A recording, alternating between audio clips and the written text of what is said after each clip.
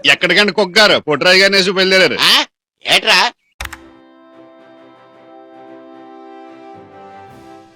Super man తండ్రి అయిన జోరెల్ తన కొడుకు కాలేల్కి ఒక మంచి సహచరుడు కావాలని నిర్ణయించుకుంటాడు.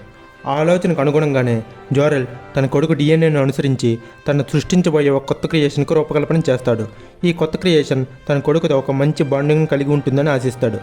అలా జోరెల్ చేసిన ఆవిష్కరణ ద్వారా జోరెల్ ఫ్యామిలీలో ఒక మెంబర్ అయిన వాడే క్రిప్టో. క్రిప్టో అనే కుక్క క్యారెక్టర్ని ఒట్టో బైండర్, కట్ స్వాన్ కలిసి క్రియేట్ చేశారు. దీని కథ 1955 సంవత్సరంలో అడ్వెంచర్ కామిక్స్ ఇష్యూ 210లో మొదలైంది. క్రిప్టాన్ గ్రహం నాశనం అవ్వడానికి దగ్గర అవుతున్నప్పుడు రాబోయే వినాశనాన్ని గ్రహించిన జోరెల్ క్రిప్టాన్ మీద ఉన్న మొత్తం పాపులేషన్ని ఫ్యాంటమ్ జోన్లోకి తీసుకువెళ్లాలని అనుకుంటాడు. ఈ ఫ్యాంటమ్ జోన్ అంటే ఒక ఇంటర్ డైమెన్షనల్ రీలం.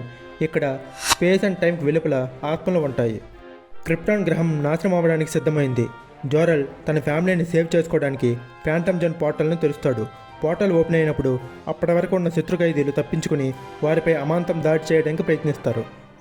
అప్పుడే ఒక్కసారిగా క్రిప్టో తన ఫ్యామిలీని రక్షించుకోవడానికి రంగంలోకి దిగుతుంది.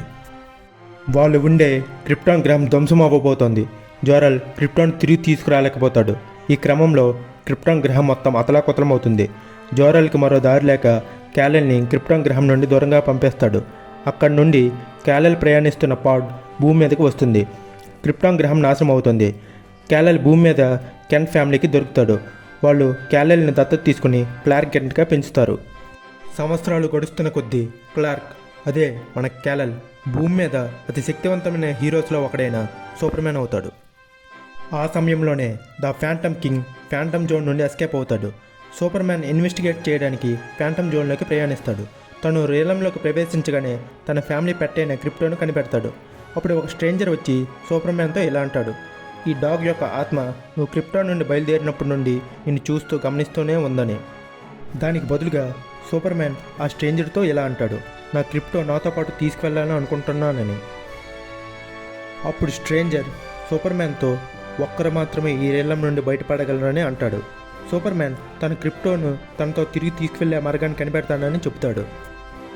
అప్పుడే సూపర్ మ్యాన్ సడన్గా ఫ్యాంటమ్ జోన్ అవతలికి టెలిపోర్ట్ అవుతాడు. సూపర్ మ్యాన్ క్రిప్టోని తిరిగి తీసుకురాగలే మార్గాన్ని కనిపెడతాడు. రీలం నుండి బయటికి తెస్తాడు. ఈ క్రమంలో క్రిప్టో తీవ్రంగా గాయపడుతుంది. సూపర్ మ్యాన్ క్రిప్టోని మన సన్కి దగ్గరగా తీసుకువెళ్తాడు.